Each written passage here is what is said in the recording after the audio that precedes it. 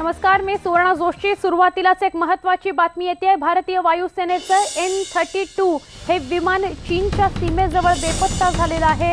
आसाममधल्या जोरहाट इथून अरुणाचलच्या मचुका advance landing ground इथं लँडिंग या विमानाला करायचं होतं, मात्र विमानात 13 लोक आहेत ज्यांचा शोध सुरू झालेला आहे।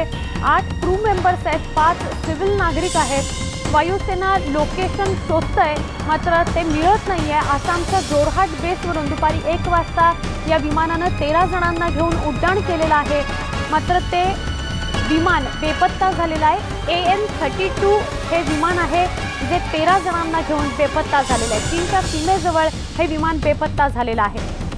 आमचे प्रतिनिधी प्रशांत लीला रामदास यांच्याकडून अधिक माहिती घेऊया। प्रशांत, हा सगळा काय प्रकारे काय अपडेट मिळत आहे? हवाई दलाचं N-32 विमान जे आहे ते बेपत्ता झालं आहे।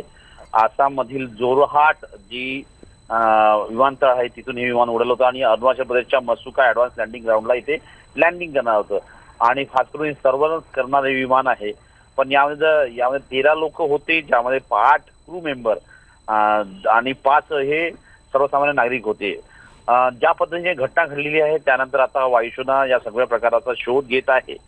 महत्वाचं म्हणजे जर बघितलं तर या सगळ्या याच्यामध्ये यापूर्वी देखील या प्रकारची घटना घडली होती। आपल्याला माहित असेल 22 जुलै 2016 रोजी भारतीय हवाई दलाचं N-32 या प्रकारचं विमान बेपत्ता झालं होतं। चेन्नई ते पोर्ट ब्लेअरच्या दरम्यान हे विमान यांनी उड्डाण घेतलं होतं आणि त्यामध्ये जवळपास 29 लोक प्रवासी होते।